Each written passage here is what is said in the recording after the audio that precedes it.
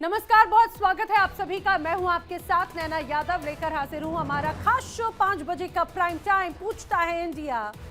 बात करेंगे पड़ोसी मुल्क की। पाकिस्तान से तीसरे दौर की शांति वार्ता भी फेल होने के बाद अब अफगानिस्तान और पाकिस्तान के बीच में तनाव चरम पर है। अफगानिस्तान ने पाकिस्तान को खुली धमकी दे डाली। अफगानिस्तान ने कहा है कि अगर पाकिस्तान जंग चाहता है तो वो भी तैयार है। इस बीच अफगानिस्तान के करदार प्रांत में पाकिस्तान की सेना के हमले के बाद ऐसी अटकलें तेज हो गई कि दोनों देशों के बीच में फिर से जंग छिड़ सकती है। अब पाकिस्तान के रक्षा मंत्री ख्वाजा आसिफ लगातार अफगानिस्तान को जंग की खुली धमकी दे रहे हैं। अब अफगान सरकार ने कड़े शब्दों में बयान जारी करके पाकिस्तान को आड़े हाथों ले लिया। अफगान सरकार का मानना है कि पाकिस्तान का गैर जिम्मेदाराना बर्ताव और अड़ियल रवैया, इसी की वजह से शांति वार्ता अनिश्चित दौर में चली गई है। अफगानिस्तान ने सख्त रुख अपनाते हुए पाकिस्तान को सीधे सीधे चेतावनी दे दी है। जी हां, चेतावनी बाकायदा अब ये दे दी गई है कि अगर पाकिस्तान नहीं माना तो उसके आने वाले दिन और भी ज्यादा मुश्किल में पड़ते हुए नजर आने वाले हैं। अफगानिस्तान पहले ही ये सीधे धमकी दे चुका है कि वो किसी भी शर्त पर पाकिस्तान के सामने अपने, ये कहा जाए, घुटने नहीं टोकेगा।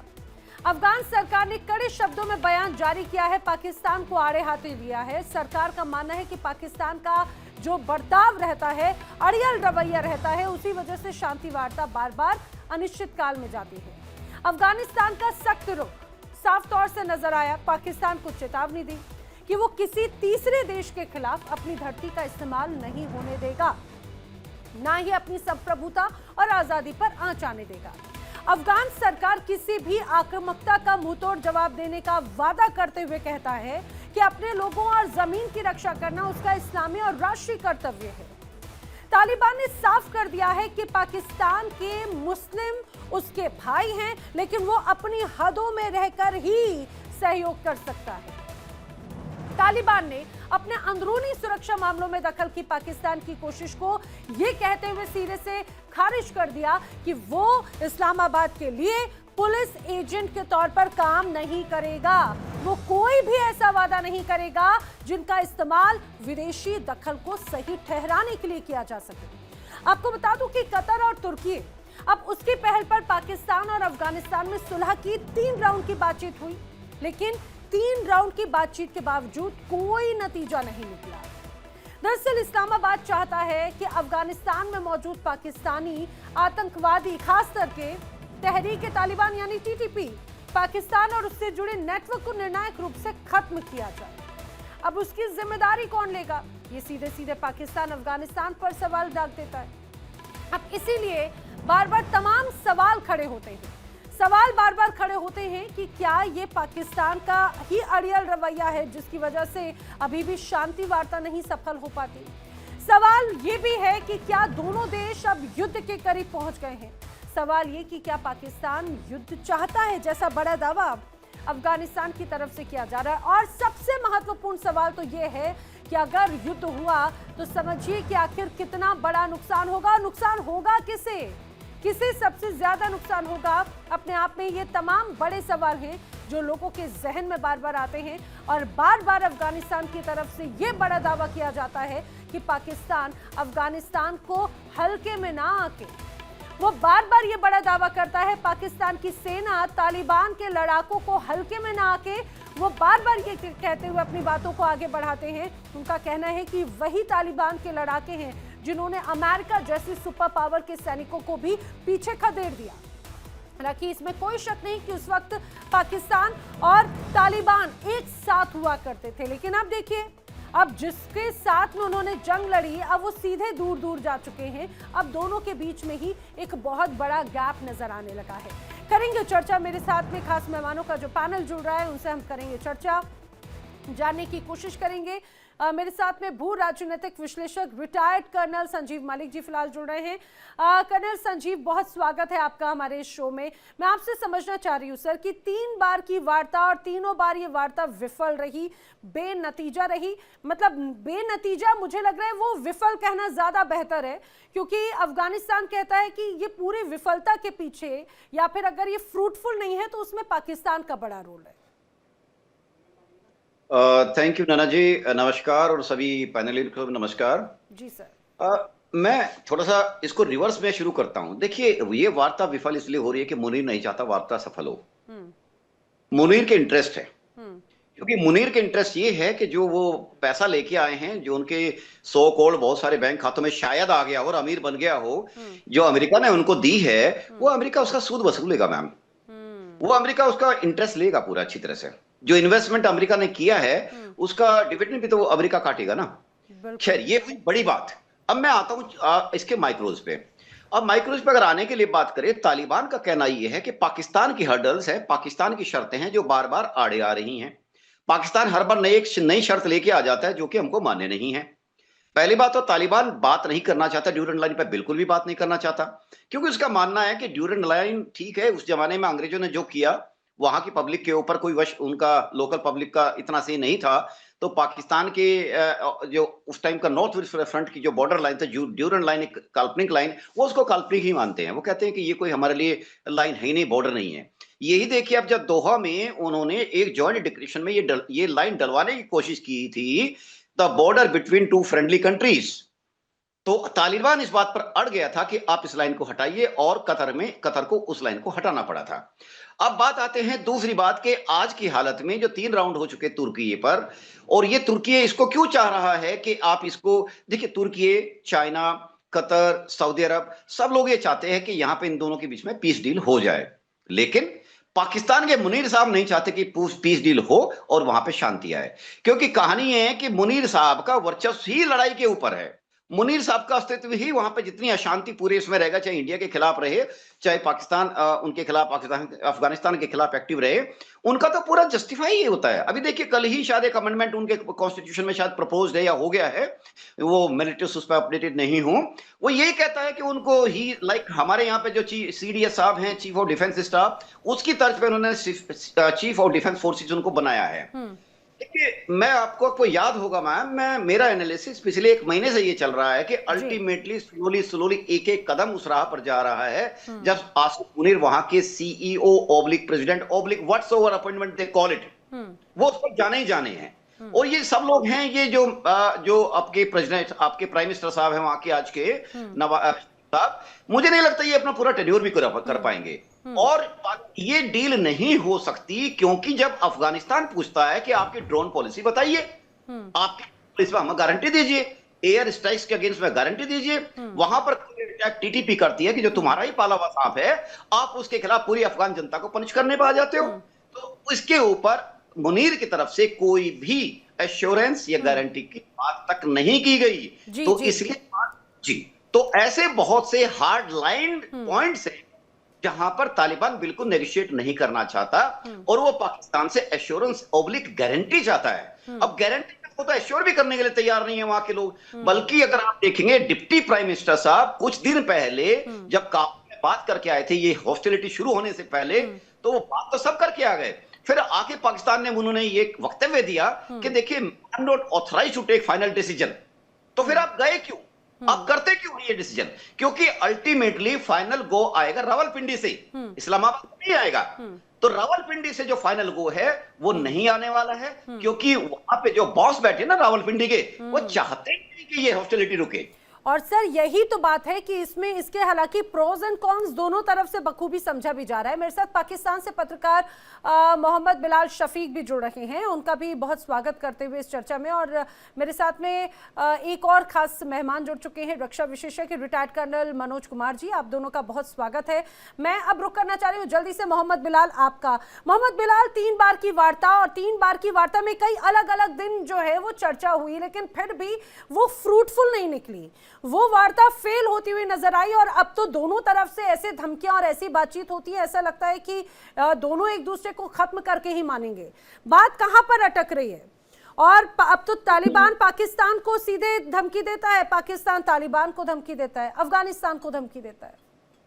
देखिए, अब आपने जिस तरह, ये जो आपके गेस्ट हैं, रिस्पेक्टेड गेस्ट हैं, जितना आपने इनको टाइम दिया, आप मुझे इसका 1/3 दे दीजिएगा और बीच में टोकिएगा मत। पहली तो बात ये है, जिस तरह आप उनकी तारीफ कर रही है ना तालिबान की, कि उन्होंने अमेरिका को भी शिकस्त दी, उन्होंने यूएसएसआर को भी शिकस्त दी, हमें तालिबान से खतरा नहीं है। तालिबान से असल खतरा तो आप लोगों को होना चाहिए। आपको खतरा है, वो आप लोगों को ना खत्म कर दें, क्योंकि वो महिला के, जो आपके हिंदी में महिला कहते हैं अगर मैं गलत नहीं हूं, वो सबसे ज्यादा सख्त खिलाफ इस खित्ते में इस चीज के कि खवातीन जो है वो मीडिया पर या आम लोगों में या मेल फीमेल इंटरेक्शन से दूर रहे। तो सबसे ज्यादा जो एग्जिस्टेंशियल थ्रेट है ना, वो आपको होना चाहिए। पाकिस्तान मोहम्मद बिलाल वो अपनी सरकार वहां चलाते हैं, वो इंडिया में उनका कोई रोल ही नहीं है। और सुनिए हमें उनसे इसीलिए खतरा नहीं है क्योंकि हम तो आपसे नहीं डरे, तो उससे क्यों डरेंगे? वो तो आपके प्रॉक्सी एक तरह से रहे हैं। बीबी बात सुनो, वो कहते हैं हमने पूरी दुनिया में जो महिला टीवी के आगे मेकअप शेकअप लगा के आ जाती हैं, जो मेल फीमेल इंटरेक्शन होती है, ये सब जो है ये खिलाफ है, ये उनका कल्चर का हिस्सा था कि मेरा जो मजहब है ये इस्लाम में उसको नहीं मानते ना। हमारे यहाँ सनातन में तो सब मानते हैं, हम तो अपने रूल्स पे चलते हैं भाई। नहीं, मैं वैसे आपको मेरी बहन बता रहा हूँ, आपको उनसे ज्यादा खतरा होना चाहिए। बाकी जहां तक पाकिस्तान की बात है, अब मैं उस पर आ जाता हूँ। मेरी बात जरा सुन लीजिए। बेसिकली इस वक्त डायलॉग चल रहे हैं और डायलॉग की कोई सर्टेन लिमिट नहीं होती। अगर आपने इंटरनेशनल रिलेशंस या ग्लोबल पॉलिटिक्स के फंडामेंटल से आपको कोई टू सम एक्सटेंट भी आगाही हो, आपको उसका नॉलेज हो, डायलॉग इट में टेक टाइम्स। डायलॉग में अगर ये आपके रिटायर्ड कर्नल साहब हैं, ये बैठे हैं ना, ये कहते हैं जी कि ये जो है ये मुनीर का असल इंटरेस्ट है, मुनीर जो है वो नहीं चाहता डायलॉग कामयाब हो, क्योंकि मुनीर को अमेरिका से पैसे आते हैं। मेरा ख्याल है इन्होंने रात फिर कोई बॉलीवुड की मूवी देखी है। मुनीर का इंटरेस्ट इसमें नहीं है, इसमें जो इंटरेस्ट है वो इंडिया का है कि डायलॉग कामयाब ना हो, क्योंकि इंडिया जो है, मेरी बात सुन लीजिएगा, इंडिया जो वो अभी चाहता है कि चंद हजार जो दहशतगर्द हैं उनको फंड किया जाए और पाकिस्तान को वेस्टर्न बॉर्डर से डिस्टर्ब किया जाए। ये इनका जवाब है। अब आ गई अगली बात, मैं लास्ट बस इससे ज्यादा टाइम नहीं लूंगा। अगली बात, ये जो फौज बैठ के कह रहे हैं ना कि वो ड्यूरल लाइन को नहीं मानते, क्योंकि वो कहते हैं जी अंग्रेजों के दौर में थी। तो फिर इनकी बात अगर हम इनकी इस मुद्दे को ले लें, तो फिर कश्मीर की जो लाइन है ना, जो आपने लाइन ऑफ कंट्रोल है, जो पाकिस्तान का कश्मीर आप लोगों के कब्जे में है, तो फिर हम भी उसे नहीं मानते। अगर आपको आज तालिबान की इतनी फिक्र है ना, क्योंकि वो ड्यूरल लाइन है, वो अंग्रेजों ने बनाई है, तो ये जो कश्मीर लाइन जो आप लोगों ने बनाई है, जो आधा हमने ले लिया था, इसमें जो दूसरी तरफ आबादी है जिसपे आप रेफरेंडम नहीं करवाते, जिसपे आप प्लेबिसाइड नहीं करवाते, आप आज उधर करवा दें, आपको पता लग जाएगा वो कश्मीर आपके साथ रहता है कि नहीं। आर्टिकल 370 तो आपने रिवोक कर दिया, बाय फोर्स आप वहां मौजूद है, तो आपके ज्यादा मसले। और last but not the least, अगर हम तालिबान का ये क्लेम मान लें कि जो ड्यूरल लाइन जो है वो फेक है, वो पख्तूनिस्तान के या उस स्पिरिट के खिलाफ है कि वहां पर पश्तून है तो ये सब होना चाहिए, तो फिर तालिबान को ये चाहिए कि जो अफगानिस्तान में उज़्बेक है, जो ताजिक है, जो तुर्कमैन है, उनके साथ जहां जहां उनके बॉर्डर लगते हैं, तो उज़्बेक को फिर जहां उज़्बेक की कम्युनिटी है, जहां उनकी मेजोरिटी है, वो उज़्बेकिस्तान को इलाका दे दे, जहां ताजिक है वो इलाका ताजिकिस्तान को दे दे, जहां तुर्कमैन है वो तुर्कमानिस्तान को दे दें, और फिर वो जितनी मेजोरिटी या माइनॉरिटी में रह जाएंगे वो तो फिर माइनॉरिटी में है। हमारे पख्तूनख्वा में ज्यादा पख्तून है एज कम्पेयर टू अफगानिस्तान, तो फिर उनको हमारे अंदर अमलगमेंट होना पड़ेगा, रादर देन कि हम उन्हें अपना हिस्सा दें। ये मैं लॉजिकल, टेक्निकल और diplomatically, legally under the context of international relation बात कर रहा हूँ। Thank you very much, I have done.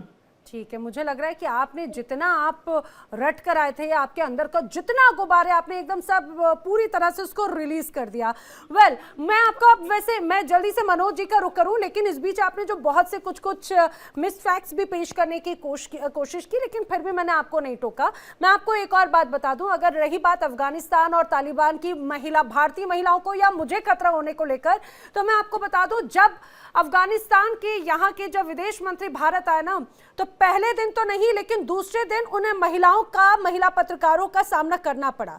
यह हिंदुस्तान है सर, यह हिंदुस्तान अपनी शर्तों पे चलता है। बिलाल साहब सुनिए, हिंदुस्तान अपनी शर्तों पर चलता है, हमें किसी के कोई दबाव की जरूरत नहीं होती। डोनाल्ड ट्रंप जैसे भी या अमेरिका जैसे भी अगर फेक प्रोपेगेंडा क्रिएट करने की कोशिश करते हैं, तो उनकी आंखों में आंखें डालकर ये कहने की हिम्मत रखते हैं कि sorry sir, you are liar, आप झूठ बोल रहे हैं, आप गलत बोल रहे हैं।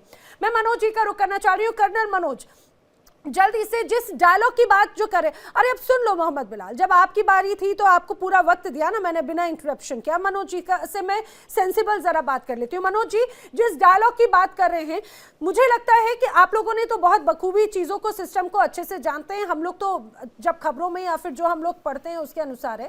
प्रैक्टिकल नोट पे जरा समझाइएगा, जब दो देशों के बीच में तनाव है, युद्ध है, जब युद्ध विराम की बात होती है तो क्या वो ये होता है कि हाँ अभी जो सिचुएशन चलने देते हैं, आने वाले 15 दिनों के बाद से युद्ध विराम होगा, तब तक कत्लेआम मचाते रहो, ऐसा होता है क्या? इंडिया पाकिस्तान के बीच में जब यहां पर दोनों तरफ से, दोनों सेना प्रमुखों की तरफ से अगर सीज फायर की अगर बात हुई तो उसी रूप में चीजों पर पाबंदियां लगी ना, तो अफगानिस्तान पाकिस्तान के साथ में क्या डायलॉग इतना लंबा खींचेगा सीज फायर पर तय होने के लिए? देखिए, यहाँ पे दो चार बातें जो बिलाल साहब ने कही उसको भी मैं क्लियर कर दूं। ये बिल्कुल क्लियर है कि डोरंड लाइन जो है अनायास ही अंग्रेजों द्वारा खींच दिया गया था, क्योंकि अफगानिस्तान को जब ग्रेट पावर गेम चल रहा था 1919 के आसपास इंग्लैंड और रशिया के बीच में, तो उस टाइम अफगानिस्तान को एक बफर स्टेट की तरह यूज करने की कोशिश की गई ब्रिटिशर्स के द्वारा, और इसीलिए उन्होंने उनको इंडिपेंडेंटली रूल करने के लिए दे दिया उनके अमीर को, जो अफगानिस्तान में उस टाइम अमीर थे, कि उससे पहले भी ब्रिटिश अफगान वॉर्स हो चुके थे और इनको मालूम था ब्रिटिशर्स को कि ये जो ट्राइबल एरियाज हैं इनको ये कंट्रोल में नहीं कर पाएंगे। और इसलिए अगर आपको याद हो, जो फाटा का इलाका है, अफगानिस्तान है, ये सब अंग्रेजों ने इस पे छेड़खानी नहीं की। वहां उनको सेल्फ रूल जो उनका था, ट्राइबल रूल चल रहा था, उसको चलने दिया। ये 1893 की बात है और उस टाइम किसी की रजामंदी नहीं मांगी गई कि ये लाइन यहां से अफगानिस्तान शुरू होगा और ये पाकिस्तान इधर होगा। वो तो अपने कन्वीनियंस के लिए ब्रिटिशर्स ने किया था डोरंड लाइन का उपयोग। अब जब अभी बारी आई है अफगानिस्तान की, अफगानिस्तान बहुत क्लियर है कि बहुत सारे पख्तून लोग जो हैं पाकिस्तान के इलाके में रहते हैं और इस पर अपना वो हक जमाता है और ये वाजिब भी है, क्योंकि ये लाइन जब खींची गई तो किसी से कोई बातचीत तो हुई नहीं थी। तो ये कह देना कि इस पर उनका हक नहीं है, ये गलत है। तो इस प्रकार से पाकिस्तान जो है अफगानिस्तान के इन इलाकों पे जो कोशिश कर रहा है, उनको ये लग रहा है कि जिस प्रकार से भारत ने उनके साथ मुकाबला किया और जिस तरह की शर्तें रखी, जैसा भारत ने कहा कि अगर कोई टेररिस्ट अटैक भारत के क्षेत्र में होगा तो पाकिस्तान को जिम्मेदार माना जाएगा, तो इसी प्रकार की का लहजा उन्होंने इस्तेमाल किया अफगानिस्तान के साथ। और उनको ये भी लगा पाकिस्तानियों के अफगानिस्तान में चूंकि कन्वेंशनल फोर्सेस नहीं है, डिफेंस फोर्सेस नहीं है, तो उन पर आसानी से ये जोर जबरदस्ती कर लेंगे। उनको नहीं मालूम है और इसलिए उन्होंने, उनके नजीबुल्लाह नबी साहब ने, उनके एक मिनिस्टर हैं अफगानिस्तान के, उन्होंने पाकिस्तानियों को याद दिलाया कि इतिहास पढ़ लीजिए, कोई भी हमारे पर हमें शिकस्त नहीं कर पाया है। तो इस लिहाज से पाकिस्तानियों को सोच समझ के अपने फैसले लेने होंगे और ये बहुत घड़ी जो है इनके लिए नाजुक है। न केवल खैबर पख्तूनख्वा, बलूचिस्तान में क्या हो रहा है आप देख लीजिए, जिस प्रकार से वहां पे ट्रेनों को अगवा किया गया, जिस प्रकार का कत्लेआम बीएलओ ने मचाया है, जिस प्रकार से बीएलओ ने अपने आप को इंडिपेंडेंट घोषित कर दिया विदेशी सरजमी से, तो ये जो हालात चल रहे हैं अभी पाकिस्तान के, बहुत गहराते जा रहे हैं। और लेकिन मनोज जी उसमें भी बात ये कि बिलाल साहब मानेंगे नहीं ना, बिलाल साहब को लगेगा ना ना ना बलूचिस्तान या केपीके में तो सब बिल्कुल ठीक है और वहां पर कुछ भी दिक्कत हो जाएगा इंडिया को सीधे सीधे, वो इंडिया से उनका इतना प्रेम है कि वो हर चीज में उनको इंडिया नजर आएगा, हर चीज में। बिलाल साहब से ये भी पूछिए ना पीओके में क्या हो रहा है, इनको मालूम है, बखूबी मालूम है, लेकिन ये भारतीय प्रेस में और हमारी मीडिया में कुछ नहीं बताना चाहेंगे। इनको कुछ भी सीक्रेट नहीं है जो पीओके में चल रहा है, जिस प्रकार का सरकार के विरोध में वहां लोग उठ खड़े हुए हैं और जिस प्रकार की उन्होंने खुशहाली हमारे कश्मीर में देखी है, हम जम्मू एंड कश्मीर में, उससे वो कितने जलते हैं, उनको मालूम है कि उनको दोयम दर्जे का सिटीजन माना जाता है पीओके के अंदर, पाकिस्तान के अंदर इटसेल्फ। और जहां तक जो आटा, दाल, चावल, इन सब चीजों की वहां इतनी कमी है, तो ऐसे हालात में अब देखिए, और क्या, अभी हाल में खबर ये भी आई है 50,000 करोड़ रुपए इन्होंने बोला है सभी स्टेट, जो चारों इनके जो प्रांत हैं, उनको उन्होंने बोला है वापस करिए, हमारी देश की सुरक्षा के लिए हमें ये पैसा चाहिए। जो गवर्नमेंट उनको एलोकेट करती है, सरकारों को, स्टेट गवर्नमेंट्स को, उनमें से 50,000 करोड़ रुपए इन्होंने वापस मांगे कि अभी जो हमारे हालत है बॉर्डर पे, both eastern and western border पे वो नाजुक है, इसके लिए हमें एडिशनल पैसों की जरूरत है। तो ये सब ये वास्तविकता तो ये है। बिलाल साहब इससे कैसे अपनी नजरें चुरा बात सकते सर ये है जी। कि बिलाल जी मानेंगे नहीं ये बात, मैं संजीव जी का रुख करूं, लेकिन उसके पहले मैं बिलाल जी का एक छोटा सा रिएक्शन लेना चाह रही हूँ 30 सेकंड का। जरा ये बताना आप मोहम्मद बिलाल कि एक तरफ ये भी कहा जा रहा है कि भाई बात इसीलिए नहीं बन रही है क्योंकि पाकिस्तान अपने जो लोगों के मन में एक असुरक्षा है या फिर जो हमले हो रहे हैं, नाराजगी, उन सारी चीजों का ठीकरा, जैसे अभी आप इंडिया पे फोड़ रहे थे ना, वो सारी चीजों का ठीकरा फोड़ना चाह रहे हैं तालिबान पर। उन्होंने कहा है कि पाकिस्तान में अगर कोई भी हमला होता है तो तालिबान उसकी जिम्मेदारी ले। तो भाई तालिबान बोल रहा है हम क्यों लेंगे, आपकी सेना का विद्रोह है, आपकी सेना के प्रति नाराजगी बलूचिस्तान में हो या केपीके में हो या खुद पाकिस्तान के इस्लामाबाद या लाहौर जैसे इलाकों में, ये एक बड़ी वजह है बात नहीं बन पा रही। नहीं, फिर आप बातों को देखें, यही प्रॉब्लम है ना। वो भी हमारे भाई कह रहे हैं कि पीओके में क्या हुआ। अव्वल तो मैं कहूंगा अल्हम्दुलिल्लाह आजाद जम्मू कश्मीर में लोगों ने अपना कॉन्स्टिट्यूशनल राइट के तहत हक मांगा, गवर्नमेंट ने हक दे दिया। और यही जमहूरियत की खूबसूरती है कि जहां अवाम की डिमांड होती है ना कि हमें ये चीज सस्ती दे, पाकिस्तानी गवर्नमेंट ने उनकी डिमांड मान ली। इसका सेपरेटिज्म से, इसका खुदा न खास्ता पाकिस्तान की मुखालफत से ये कोई ताल्लुक नहीं है। इटली में एहतजाज होता है, फ्रांस में होता है, पूरी दुनिया में होता है, अमेरिका में होता है। ये एहतजाज करने का मतलब है कि लोग जिंदा हैं, लोग शऊर रखते हैं। और जब गवर्नमेंट उनकी डिमांड मीट कर ले तो इसका मतलब है गवर्नमेंट उनकी अपनी है, ये उसका जवाब है। अगली बात आप कह रही हैं नहीं, इसमें कोई शक नहीं, पाकिस्तान की जो आर्मी है वो सबकी बातें बहुत अच्छे से मानती है। अब देखिए ना, आपके जो अब पाकिस्तान की सेना की एक और बात मान रहे हैं फील्ड मार्शल मुनीर को परमानेंट करने के लिए। अब कितनी मासूम है आपकी सरकार, वो भी हर डिमांड को मानती हुई जा रही है ना। ये अभी प्रपोजल जो है ये अंडर डिस्कशन है, ये पाइपलाइन में है, लेकिन आसिम मुनीर इस कौम का हीरो है। अरे उन्होंने जिस तरह आप लोगों को शिकस्त दी, ऐसी शिकस्त के डोनाल्ड ट्रंप जो है वो भी दिमागी तवाज़ुन खो बैठा है। वो हर जगह यही कहता है 7 नहीं 8, 7 नहीं 8। क्यों? क्योंकि आपने वेस्टर्न टेक्नोलॉजी फेल कर दी, आपने फ्रांस की टेक्नोलॉजी फेल कर दी, आपने रशियन टेक्नोलॉजी फेल कर दी, आपने इजरायली टेक्नोलॉजी फेल कर दी। आपका अरबों रुपए का जो डिफेंस बजट था, जो राइजिंग इंडिया था, जो 4th लार्जेस्ट इकोनॉमी थी, जो आप कहते थे कि हम ये इस खित्ते के टुकड़े नहीं होने देंगे, गौ माता के टुकड़े नहीं होने देंगे, जो हिंदुत्व का फलसफा था, वो सब कुछ मलिया मीट हो गया। तो वो सर पकड़ के वही तो बात है। देखिए जो सैटेलाइट तस्वीरें नजर आई उसने तो सब कुछ मटिया मेट कर दिया। बिल्कुल सही बोल रहे हैं आप, बिल्कुल सही बोल रहे हैं बिलाल शफीक। और यही है कि भाई खुश रहने के लिए गालिब ख्याल अच्छा है और यही आप सब्जदार लोगों को दिखाते हैं। मैं चाहूंगी जरा जल्दी से संजीव मलिक आपका रुख करते हुए वही बात कर रहे हैं ना कि देखिए भाई यहाँ पे तो पाकिस्तान की सरकार की खूबसूरती है, जो बड़े बड़े तारीफों के पुल बांध रहे हैं बिलाल शफीक, कि यहाँ पे देखिए यहाँ की जो जनता ने डिमांड की तो उनकी इच्छाएं पूरी की, सेना की डिमांड वो भी इच्छाएं पूरी कर रहे हैं कि वहां पे ये जो कहा जाए कि सीधे सीधे मुनीर को सर पे एक ताज पहनाएंगे और उसके बाद में फिर क्या होगा ये आप और हम बखूबी जानते हैं। लेकिन सर सबसे महत्वपूर्ण बात वही सवाल जो मैंने बिलाल से पूछा था कि एक तरह से ठीकरा और अपनी नाकामियों को छुपाने के लिए जिम्मेदार ठहराना चाहते हैं तालिबान को। तालिबान बखूबी स्मार्टली गेम प्ले कर रहे, उसने कहा भाई हम इस चीज को एक्सेप्ट नहीं करेंगे। क्या यहीं पे बात पड़ रही है अब भारी पाकिस्तान पर? नैना, ये पाकिस्तान ने कब सच्चाई को माना है? इसके पूरा इतिहास देख लीजिए। ये झूठ के पुलंदे पर सवार रहते हैं ये लोग, ये अपने फैंटेसी वर्ल्ड में रहते हैं। और हम कहते रहे बहुत अच्छी बात है, आपके लिए शायद यही ठीक है और आप इसी लायक भी हो। आप जो आदमी अपने घर के अंदर नहीं झांक कर देखता कि हमारी कमियां कहाँ हैं, हम प्रॉब्लम कहाँ कर रहे हैं, पूरी दुनिया इनके हिसाब से गलत है। हर के अंदर कमी है, इसके हिसाब से हर दुनिया इनके लिए बेवफा है। लेकिन ये लोग इतने वफादार है, पूछिएगा मत। मैं आता हूं इनकी बात पे। तालिबान ऐसे कोई नई बात नहीं है, तालिबान इनके साथ बात कर रहा है, बट तालिबान इन पर जरा भी रत्ती भर यकीन नहीं करता है। ये लोग चिल्लाए तालिबान पार्ट 1 और पार्ट 2 में हमारे ब्रदर, हमारे इस्लामिक ब्रदर। तालिबान इतना समझ गया कि अगर उसको आना है, उसको वर्ल्ड में अपनी रिकॉग्निशन लेनी है, तो उसको पूरे वर्ल्ड में वो काम करने पड़ेगा जो वर्ल्ड कम्युनिटी के साथ सिंक करते हो। अब इनको समझ नहीं आएगा सिंक करना क्या होता है या उनकी फ्रीक्वेंसी से मैच होते हो। दैट इज वाई तालिबान की जो वहां के मिनिस्टर साहब इंडिया विजिट पर आए थे, तब से इनको ऐसी क्या आग लगी?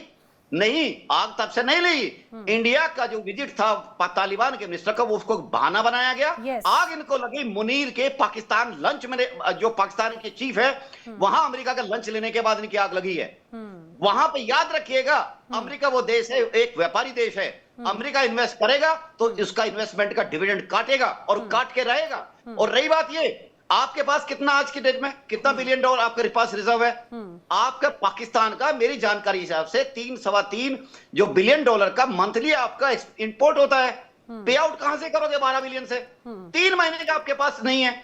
इसके अलावा आपने कभी भी अपने आप को स्ट्रॉन्ग करने की कोशिश नहीं की और आप जिहादियों को पनपते रहे, आतंकवादियों को बनाते रहे और पूरे वर्ल्ड में आपने तमगा ले लिया आतंकिस्तान, टेररिस्तान। ये पूरी दुनिया आपको करती है। अरे ये नहीं, आज मैं एक लेख पढ़ा था 1994 का जी, जबकि 1994 वहां के अमेरिका के एडमिनिस्ट्रेशन में उन्होंने साफ साफ बताया कि किस तरह से पाकिस्तान ने अफीम का इस्तेमाल, ड्रग्स का इस्तेमाल अपना पैसा बना के आतंकवादियों को देने का काम किया। और ये लोग कहते हैं कि हम जकात पैदा करते हैं, जकात से उनका पैसा आता है, वो लड़ाई लड़ रहे हैं अपनी। अब इनकी कोई भी प्रॉब्लम बात करिए नैना, ये बात करेंगे अमेरिका की, वहां की जेएंडके की, आप और बात करिए, बात करेंगे मणिपुर की, ये बात करेंगे बर्मा की, ये बात करेंगे बांग्लादेश की। ये अपनी बात नहीं मानेंगे तो अच्छी बात है, आपका देश, आप नहीं सुधारना चाहते मत सुधारिए, हमको कोई फर्क नहीं पड़ता इससे। हमने बगैर हथियार के आपको कॉर्नर किया और आपने पढ़ा नहीं। पिछले 14 साल के जो इंडियन गवर्नमेंट के स्टांस है, पॉलिसी है, उनके वक्तव्य को आपने ठीक से पढ़ा नहीं। ऑफ सिंदूर को छोड़ दिए, मैं अप्रैल से पहले जाता हूं, आपको कॉर्नर किया गया। FATF लिस्ट में भी बड़ी मुश्किल से अमेरिका ने निकाला है आपको, और अमेरिका ही आपको पैसे दिला रहा है कि आप अफगानिस्तान के खिलाफ लड़े। बागराम पर उसका बहाना है कि हमें तो चीन, जो चाइना के वेपन्स हैं, उनके डिलीवरी सिस्टम्स हैं, उनके खिलाफ हमें बागराम चाहिए। और ऐसा नहीं है, आपको लड़ाएंगे।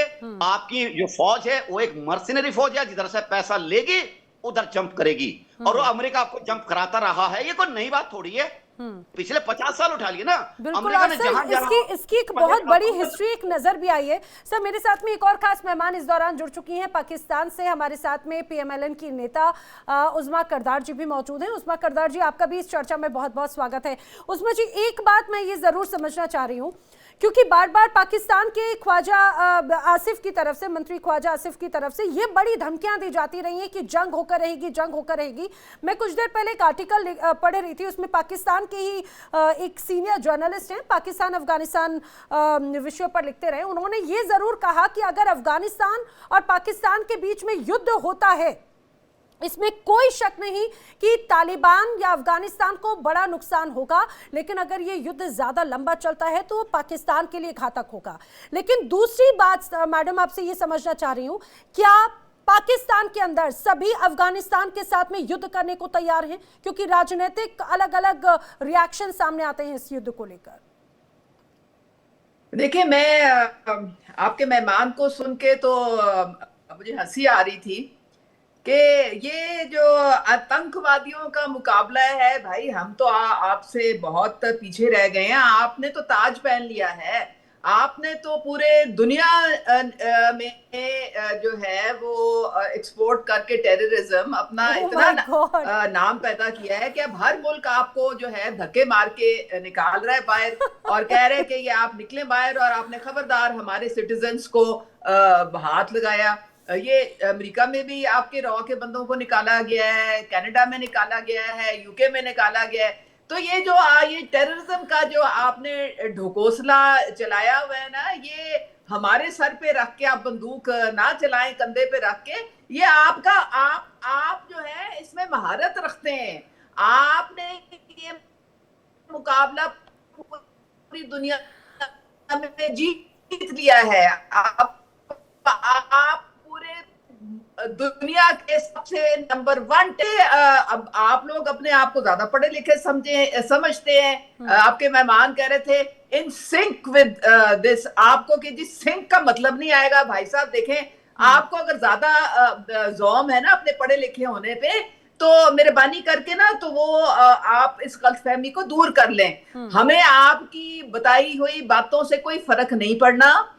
देखें, पाकिस्तान एक बहुत मजबूत रियासत है, और पाकिस्तान को अगर कोई कहीं से भी मैली आंख से देखेगा, चाहे वो वेस्टर्न बॉर्डर हो चाहे वो ईस्टर्न बॉर्डर हो, उसको ऐसे हम तिगनी का नाच नचाएंगे, उसको ऐसे हम सबक सिखाएंगे कि उसकी सारी 7 पुश्तें याद रखेंगे। 10 मई को आपको तो सबक सिखा दिया था, लेकिन आप तो सबक सीखने का नाम ही नहीं लेते ना।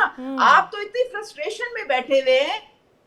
अब कि क्या है ना उस्मा जी, मुझे लगता है जवाब देने की बात है, मिटाने के लिए आपको पहले आपको हर हंसी आ रही वक्त थी झूठा और प्रोपेगेंडा करना अब पड़ता पहले है। आपको हंसी आ रही थी संजीव जी की बात सुन के, और अब सिर्फ मुझे नहीं, मुझे सारे पैनलिस्ट और मुझे लगता है हमारे दर्शकों को भी हंसी आ रही होगी। देखिए मुझे लगता है कि एक दूसरे को टारगेट करना ठीक है, आप हमने हमेशा आतंकवाद का दंश झेला है और अब हम उससे फाइट करके जवाब देना जानते हैं।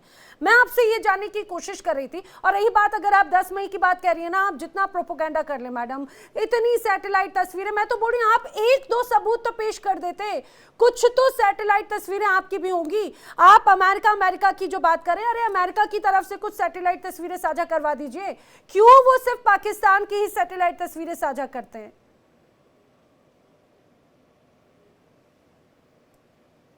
उस्मा जी आप जरा दोबारा सवाल बताएं। अरे मैं बोल रही हूँ आप 10 मई की बात कह रही थी, मैंने कहा मैं तो बोलती हूँ कि आप प्लीज आप सैटेलाइट इमेजेस जारी कीजिए, करवाइए आप। अमेरिका आपका इतना साथ देता है, अमेरिका से कहिए सिर्फ पाकिस्तान के से इतना प्रेम क्यों है कि पाकिस्तान की ही उन्होंने सैटेलाइट इमेजेस जारी की। भारत की भी जरा ऑपरेशन सिंदूर की सैटेलाइट इमेजेस जारी करते, कहां पे एक बड़ा नुकसान हुआ है, एयर बेसिस पे, एयरफोर्स स्टेशन पे, कौन से ऐसे सैन्य ठिकाने हैं, उस पर भी पता चल जाता। वेल ये एक मैं इंडिया पाकिस्तान की तरफ बस मैं चाहती हूँ कि आप बिल्कुल दीजिएगा। तो पहले दिन ही प्रेस कॉन्फ्रेंस करके सारे सबूत दे अरे थे। मुझे एक बात बताइए, प्रेस कॉन्फ्रेंस में कौन, प्रेस कॉन्फ्रेंस में आपके पाकिस्तान के सेना, मैडम उस्मा, पाकिस्तान की सेना, पाकिस्तान के पत्रकार, अरे पूरी दुनिया को तो जवाब दो भैया। उनकी अपनी कंपनी कह रही है कि आपने हमारी टेक्नोलॉजी का बेड़ा गर्क कर दिया। अच्छा। आप लोगों ने हमें पूरी दुनिया में जो कहाँ है कह रही है? शर्मिंदगी उठानी पड़ी है। राफेल की कोई कंपनी कह रही तस्वीर है, पेश भाई। कर दीजिए राफेल मैडम। हमारे पास तो अरे नहीं मैडम थे, कोई वो तो तस्वीर आप ही के पेश पास कर थे ना। दीजिए, वो कोई आपके तस्वीर रिक्वेस्ट पेश पे कर आ रहे देती। थे।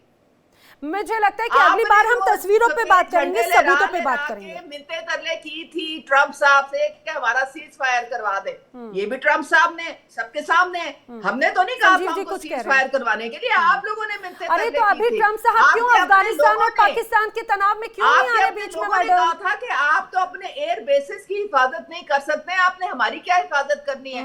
तो आपने तो अपने अमृतसर में खुद मिसाइल दाग दिए, अपने लोगों पे मिसाइल दाग दिए। ये दिन में भी सपने देखते हैं, ये दिन में भी सपने देखते हैं।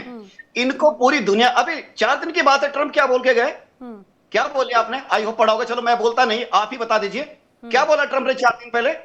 देखिए पहली बात तो हम ट्रम्प का विश्वास नहीं करते, दूसरी बात इनके अवैक्स एक हवा में एक जमीन पे राख कर दिया गया। चलो मैं बताऊं, और वो जो कौन सी है वो किराना या कौन से मसाले बेचते हो किराना हिल्स के अंदर, क्या हुआ? अमेरिका क्यों कूद कर गया आपके पास? वो क्या हुआ फिर? नूर खान बेच और चकला एयरबेस का भी हुआ करता था आपका स्ट्रेटेजिक इंपोर्टेंस का, आप क्यों जंप करने लगे उस पर? उसके बाद क्या हुआ आपके HQ सीरीज का?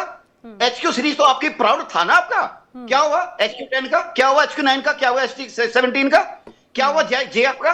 मैडम आप हमसे एक चीज में आगे हैं, मैं पाकिस्तानी पत्रकार महोदय को बताऊंगा, भाई कांग्रेचुलेशंस टू यू, आप हमसे बहुत आगे हैं प्रोपेगेंडा में, आप झूठ बोलने में, वहां की पब्लिक को मिसगाइड करने में बहुत आगे हैं हमसे, मिलो हम कभी आपका पार नहीं कर पाएंगे।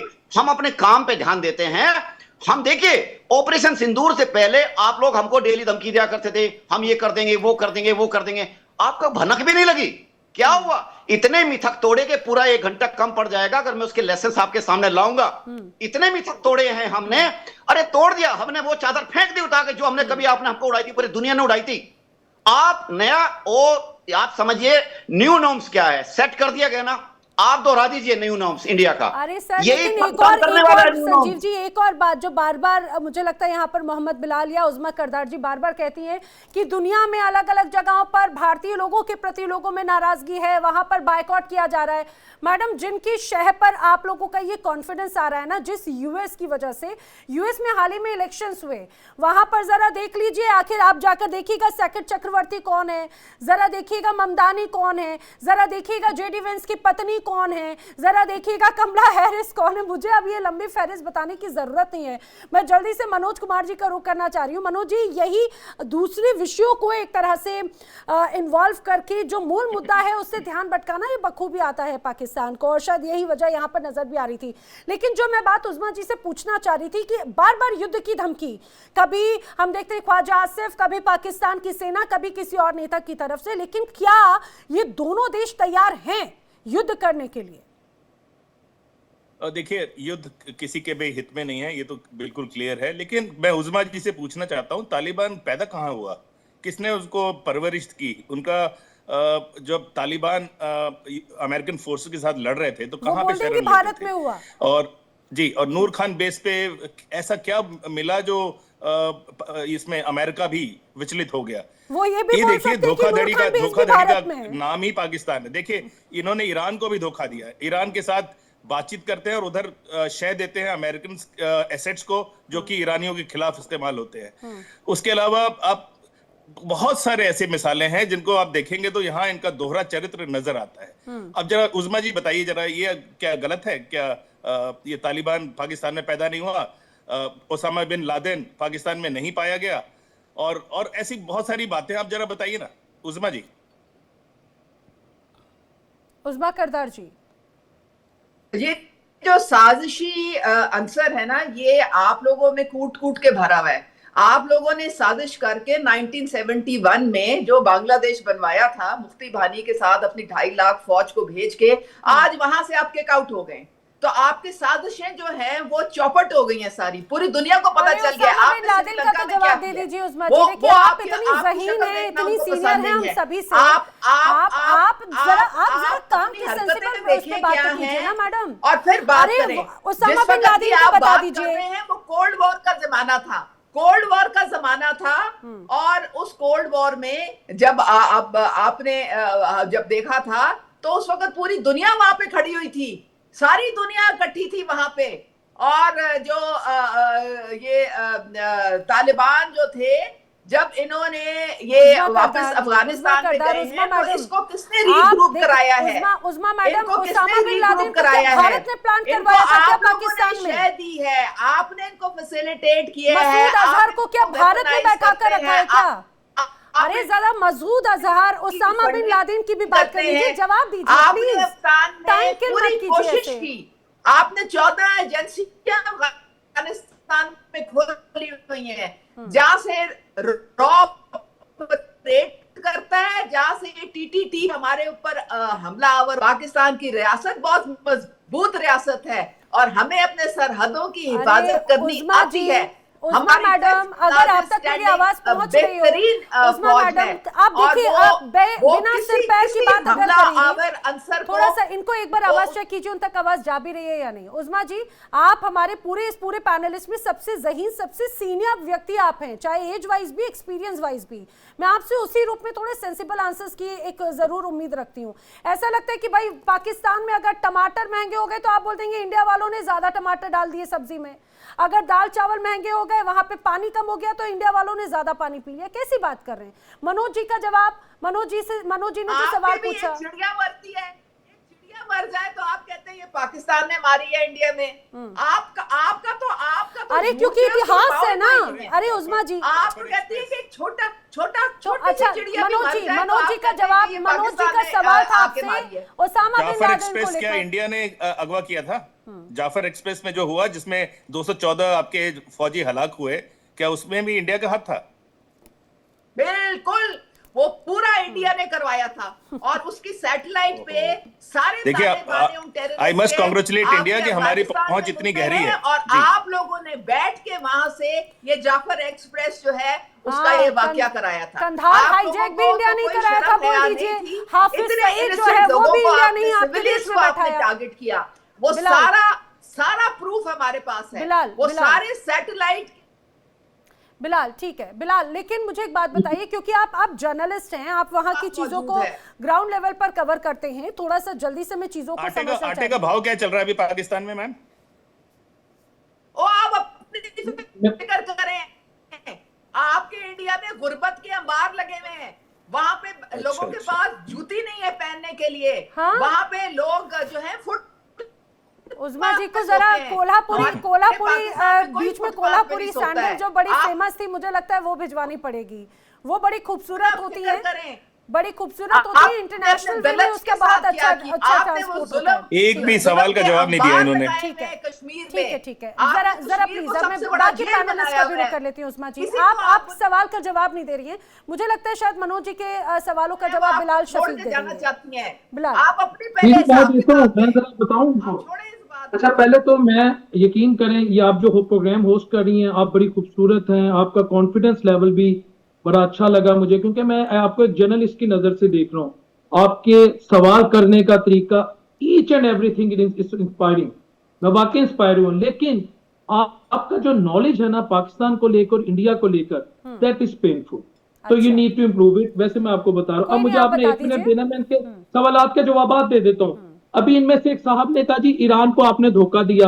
या तो ये साहब जो है, मेरा ख्याल है मोदी की तकरीरें सुनते हैं या योगी आदित्यनाथ की, इनको ये नहीं पता कि ईरान की पार्लियामेंट ने तशक्कुर पाकिस्तान के नारे लगाए।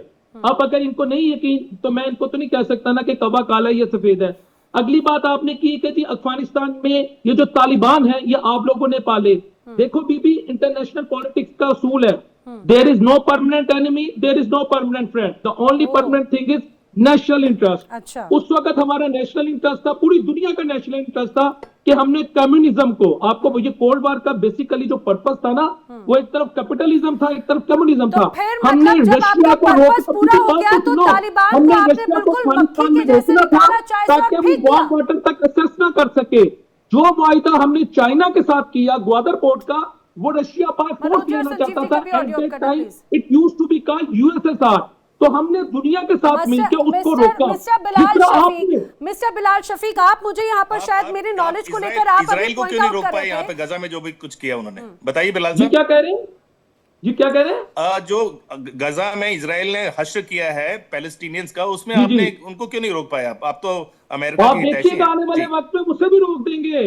हमने हमारे जब जिस वक्त आपने इजरायली ड्रोन पाकिस्तान भेजे थे ना, तो हमारे DGISPR ने एक बात की थी, उन्होंने कहा था कि हम बता देंगे दुनिया पर। हमारा आर्मी चीफ भी कहता है। लेकिन शफीक बिलाल शफीक, ये सोचिए आप लोग तो धोखा दे रहे हैं अब तो सीधे सीधे। जिन फिलिस्तीनियों को आप अपने भाई कहते थे, अब उन्हीं के खिलाफ, उन्हीं हमास को तो आप पहले ये आजादी के परवाने कहते थे ना कि भाई वो तो वहां पर आजादी की लड़ाई लड़ रहे हैं हमास। अब उन्हीं को खात्मा करने के लिए आप अब उस फोर्स का हिस्सा बन रहे हैं मोसाद के साथ में। नहीं, मेरा ख्याल है again the beautiful lady, you are a beautiful lady, but you have little knowledge about ground reality. अरे भाई साहब, मैं ब्यूटीफुल हूँ या नहीं हूँ? सुनिए, यहाँ पे मेरे यहाँ पे ब्यूटी की चर्चा नहीं है। आपके सुनिए जरा, आप जितना प्यार हो के आती है, आप जरा अपनी बात में बात फोकस कीजिए सर। अगर आप किताब यही बात होती है कि आप लोग ऐसे जहाँ पर घिरते हैं ना, वहां से आप एकदम घूमने की तैयारी कर लेते हैं। मैं आपको ये कह रहा हूँ कि आप जितना माशाल्लाह अपने आप पे टाइम लगाती हैं, उसका 1/3 भी आप अगर इंटरनेशनल पॉलिटिक्स क्या है, ग्राउंड रियलिटी क्या है, मैं तो टाइम लगाती हूँ, आप तो वो भी नहीं लगाते, फिर भी आपको कुछ नहीं पता, फिर भी आप आधा अधूरा ज्ञान लेकर बैठते हैं। आप वही तो बात है, वो दिख रहा है। अगर मैं वक्त लगाती हूँ, मैं अगर वक्त लगा रही हूँ, तो आप तो वो भी नहीं लगाते। और मुझे लगता है कि आपको जरा उस बारे में भी सोचना चाहिए। आप लोग तो अपना वक्त जाया कर देते हैं कहीं पे। प्लीज देखिए, यही बात होती है मनोज जी। जैसे इजराइल और हमास की इसका जिक्र किया, वो ब्यूटी और मेकअप और ब्रेन और नॉलेज, इन सारी चीजों को दिखाई दे रहे हैं। सब फिलिस्तीन और हमास को, एक कहावत है ना, सब फिलिस्तीन और हमास को ये पहले अपना साथी कहते थे। फिलिस्तीन और हमास को ये अपना साथी कहते थे। अब उसी फिलिस्तीन के खिलाफ, या ये कहा जाए उस गाजा को हमास मुक्त बनाने के लिए, अब उसी स्टेबलाइजेशन फोर्स का हिस्सा बनने जा रहे हैं। 20,000 अपने सैनिकों को भेजने की रणनीति तैयार करें। वो इनके धोखा देना नहीं। तो मैं कह रहा हूँ, फिर गलत बातें शेयर कर रही है। आपको पता ही नहीं है, हम नहीं बनने जा रहे, हमारी पार्लियामेंट डिसाइड करेगी। अगर पाकिस्तान के नेशनल इंटरेस्ट में हुआ, सुनो, अगर अहले गजा के इंटरेस्ट मोहम्मद में हुआ, बिलाल, अगर मोहम्मद इस्लाम के बिलाल, इंटरेस्ट में listen हुआ, to me, then we will go. Listen to me Otherwise we will Mohammad not go. Bilal, कुछ समय पहले इसी डिबेट में मैंने जब ये आपकी जो अभी आर्टिकल वाली बात थी ना, वो फील्ड मार्शल वाले जो आर्टिकल को संशोधन करने वाली, उसी में कहा कि नहीं नहीं ऐसा कुछ नहीं हो रहा। अब देख लीजिए आप क्या संसद में पेश हो गया, आप ही के रक्षा मंत्री, आप ही के मंत्रियों की तरफ से कहा गया कि ये स्टेबलाइजेशन फोर्स का हिस्सा बनने पर विचार चल रहा है, जरा जाके आप अपने नॉलेज को बढ़ाइए, मुझे नॉलेज देने का या ज्ञान देने की जरूरत मैंने नहीं कहा बीबी है। अगर संजीव मलिक पार्लियामेंट जी, इजाजत देगी, अरे अरे यार, नैना मैं बताता हूं, ये लोग सच्चाई सुनने की इनके अंदर जरा से भी हिम्मत नहीं है। हाँ, मेरी आवाज आ रही है आपको? देखिए, ये लोग अपने यहाँ की रियलिटी को भी सुनने के लिए तैयार नहीं है। अरे हमको छोड़ो, हम तुम्हारे अच्छी नहीं होती, कम से कम बातें तो अच्छी कर लिया करो जी। संजीव नैना, 3 पॉइंट। पहला पॉइंट कि जो आज कह रहे हैं ना कि ये हमारी पार्लियामेंट डिसाइड करेगी, पार्लियामेंट एक रास्ता है, मुखौटा है उस चीज को समाधान तरीके से जाने का, लीगल जामा पहनाने का, कि पाकिस्तान के लोगों के सामने कह सके कि संसद ने इसको पारित किया है। संसद से नहीं, ऑर्डर आ चुका है अमेरिका से ऑर्डर आ चुका है। इससे मैटर ऑफ टाइमिंग। दूसरी बात, 70s के दशक में इन्होंने कितने फिलिस्तीनियों को मारा? मेरे ख्याल से 25-30 हजार, ज्यादा नहीं तो 25-30 हजार लोगों को जनरल जिया उलट मार के आए थे, और जाके ये बात करते हैं फिलिस्तीन की। और तीसरी बात, अगर इतना है इनके साथ अपने ब्रदर और उम्मा का प्यार, तो ये काहे को अफगानिस्तान को निकाल रहे हैं वहां से, और फिलिस्तीनियों को और बुला लें वहां से, बुलाए कि आप हमारे पास सुरक्षित है, हमारे पास रहिए, हम आपको सब कुछ देंगे। और रही मैडम की बात, जो देखिए मैडम है एक नेता, इनको वो लाइन बोलनी है जो इनसे रावलपिंडी बुलवाना चाहता है।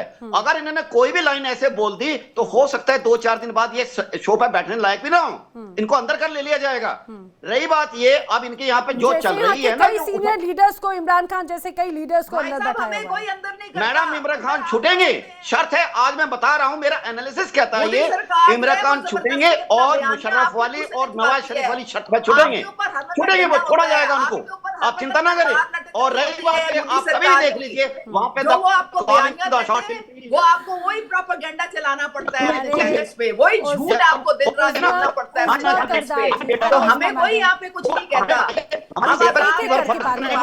एक एक करके बात कर रहे हैं। हम बात जो है वो हकीकत पे करते हैं। उज़मा मैडम, तो जब मैं आपसे सवाल पूछ रही हूँ तो आप क्यों इधर उधर हो जाती हैं? मैं आपसे बात पूछूंगी सेंटर की, आप पहुंचाएंगे नॉर्थ ईस्ट, मैं पूछूंगी आपसे दक्षिण की, आप बात करेंगे पूरब पश्चिम की। रुकिए ना, एक एक करके ये अपने अलावा ना पूरी दुनिया की बात करेंगे, अपने अलावा पूरी दुनिया की बात करेंगे।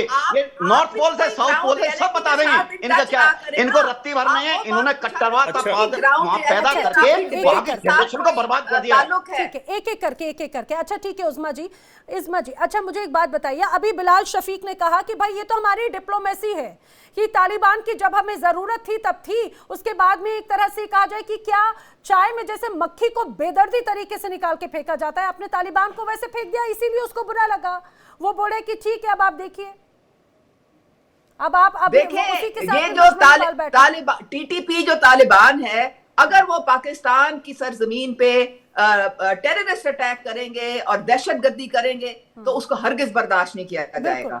अगर वो अमन से हथियार डालेंगे तो फिर उनको देखा जा सकता है। लेकिन जो रियासत तो उनके प्लेयर को क्यों मार रहे हो? टीटीपी को मारिए ना, आपकी जमीन के अंदर टीटीपी है, आपकी घाटियों के अंदर टीटीपी घुसा हुआ है, आप उनको मारिए।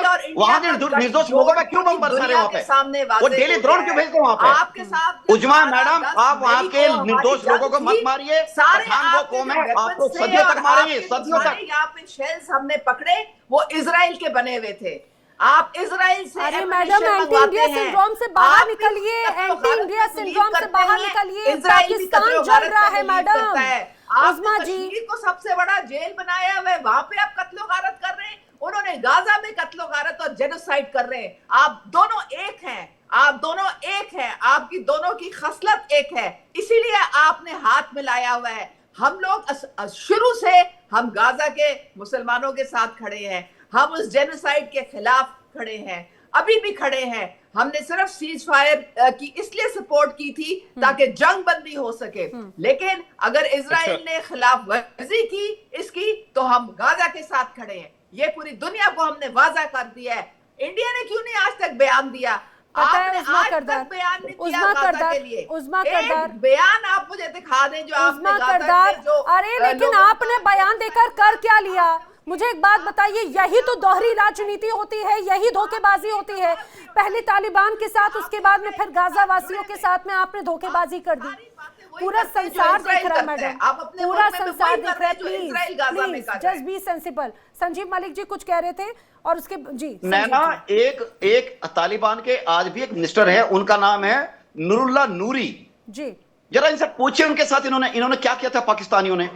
मैडम, तालिबान वन में इन पूरे जब इनके साथ इनकी गलबैयां चल रही थी ना, इन्होंने वहां के क्रिटिकल जो इंटेलिजेंस के लोग थे, तालिबान के मिनिस्टर थे, उनको बुलाया और बुला के हम आपको प्रोटेक्ट करेंगे, आप हमारे भाई हैं, ब्रदर हैं। उनको रातों रात अमेरिकन फोर्सेस को सुपुर्द कर दिया मैडम। नैना, उनको सौंप दिया इन्होंने, बेच दिया इन्होंने। ये लोग एक मर्सनरी आर्मी है, पैसा फेंको तमाशा देखो, ये लोग वो कारण है। और ये अपनी वस्तु अब दूसरी और बता देता हूं जी जी सर। इनको देना लास्ट ईयर 2024 में $355 मिलियन दिए गए थे कि आप F-16 में अपने लगा लीजिए, उनका ऑयल चेंज कर लीजिए, इनको तरतीब कर लीजिए। नहीं था, इन्होंने पूरा पैसा नहीं, वो सर वो नहीं करेंगे क्योंकि उस चीज की तो पैसे की जरूरत है ना, क्योंकि उन्हें आतंकियों को पालना पोसना है।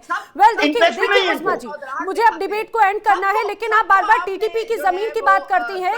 जरा इस बात को समझिएगा, जरा रूट कॉज को समझिएगा कि आखिर टीटीपी का जन्म क्यों हुआ।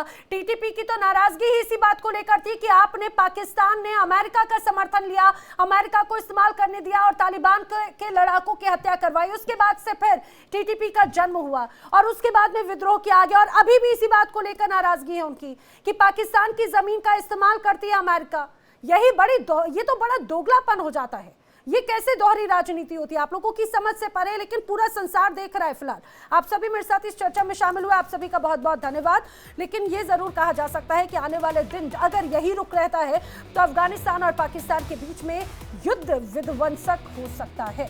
यहाँ पर वक्त एक ब्रेक का। इंडिया टीवी अब आपके स्मार्ट टीवी पर भी मौजूद है। इंडिया टीवी 24/7 अब आप लाइव देख सकते हैं इन सभी प्लेटफॉर्म।